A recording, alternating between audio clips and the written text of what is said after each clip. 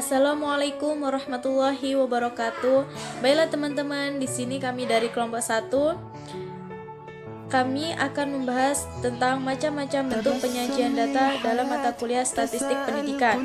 Di sini kami beranggotakan saya sendiri Leni Sawitri dan rekan saya Afifah Al-Maghfirah, Nur Zakia, Rina Yosefa dan Jeffrey. Di sini saya sendiri akan membahas tentang pengertian penyajian data. Penyajian data merupakan salah satu kegiatan dalam pembuatan laporan hasil penelitian yang telah dilakukan agar dapat dipahami dan dianalisis sesuai dengan tujuan yang diinginkan. Data yang disajikan harus sederhana, jelas agar mudah dibaca. Penyajian data ini bertujuan memudahkan pengolahan data dan pembaca memahami data. Data yang telah dikumpulkan untuk membuat laporan atau analisis perlu diatur, disusun, dan disajikan dalam bentuk yang jelas dan baik. Data yang disajikan dalam dua cara, yaitu dengan tabel dan diagram atau grafik. Bentuk diagram yang bisa dipakai diantaranya adalah diagram batang, diagram garis, diagram lingkaran, dan diagram pancar. Penyajian data dengan tabel. Tabel yaitu penyajian data dalam bentuk kumpulan angka-angka yang disusun menurut kategori-kategori tertentu dalam suatu daftar. Macam-macam tabel. 1. Tabel baris kolom. Memuat keterangan yang terdiri dari baris dan kolom yang mempunyai ciri tidak terdiri dari faktor-faktor yang terdiri dari beberapa kategori dan bukan merupakan data kuantitatif yang dibuat menjadi beberapa kelompok. Yang kedua, yaitu tabel distribusi frekuensi. Tabel yang menyusun distribusi datanya dalam frekuensi. Tabel ini dapat dibagi menjadi dua, yaitu tabel distribusi frekuensi tunggal, tabel distribusi frekuensi bergolong. Macam-macam penyajian data. Nah, dalam macam-macam penyajian data yaitu terdapat 3 bagian. 1. Menggunakan tabel, kedua grafik, dan ketiga diagram. Baiklah, materi selanjutnya akan dipaparkan oleh rekan saya yaitu Afifah Al-Maghfirah. Kenalkan, nama saya Afifah Al-Maghfirah. Di sini saya akan melanjutkan presentasi dari saudari Leni, yakni tentang penyajian data dengan grafik. Baik, grafik yaitu penyajian data dalam bentuk menggambarkan data secara visual dalam sebuah gambar, sehingga bentuk ini lebih mudah untuk dibaca dan lebih menarik. Penyajian data dalam bentuk grafik diantaranya, yang pertama histogram. Histogram ini yaitu grafik batang yang saling berhimpit, di mana skala horizontal menyatakan batas-batas kelas atau nilai-nilai tengah kelas dari data, dan skala vertikal menyatakan frekuensi dari masing-masing kelas. Yang kedua adalah poligon, yaitu grafik distribusi dari distribusi frekuensi bergolong satu variabel. Teman-teman bisa lihat contoh grafik histogram di tabel 2.2 di gambar ini ya. Teman-teman bisa lihat sendiri. Kemudian selanjutnya penyajian data dengan diagram.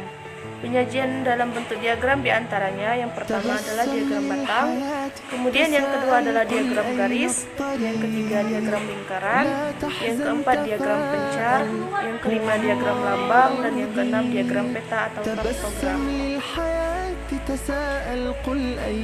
Oke, untuk yang selanjutnya akan dijelaskan atau dipresentasikan oleh rekan kami, yakni saudari Nur Zakia.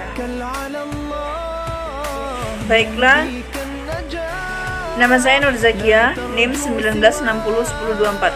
Akan melanjutkan pembahasan dari saudari Afifah Al-Maghfirah. Pembahasan kita selanjutnya yakni diagram batang. Diagram batang yaitu grafik yang berbentuk persegi panjang, yang lebarnya sama dan dilengkapi dengan skala atau ukuran sesuai dengan data yang bersangkutan. Setiap batang tidak boleh saling melekat atau menempel, dan jarak tiap batang harus sama. Susunan grafik ini boleh tegak dan juga boleh mendatar. Di samping telah kami sajikan contoh diagram batang. Selanjutnya yakni diagram garis. Diagram garis yaitu grafik data berupa garis yang diperoleh dari ruas garis yang menghubungkan titik-titik pada bilangan. Grafik ini dibuat dengan dua sumbu, yakni sumbu X dan sumbu Y. Sumbu X menunjukkan bilangan yang sifatnya tetap seperti tahun, ukuran, dan sebagainya. Sedangkan pada sumbu Y ditempatkan bilangan yang sifatnya berubah-ubah seperti harga, biaya, dan jumlah. Di samping juga telah kami sajikan contoh diagram garis. Itulah pembahasan diagram batang dan diagram garis. Untuk materi selanjutnya akan disampaikan oleh saudari Rina Yosefa. Saya Rina Yosefa akan melanjutkan penjelasan dari saudari Nur Zakia. Diagram lingkaran, yaitu grafik atau bagan berupa lingkaran yang telah dibagi menjadi beberapa bagian sesuai dengan proporsi data, biasanya dinyatakan dalam persen atau derajat.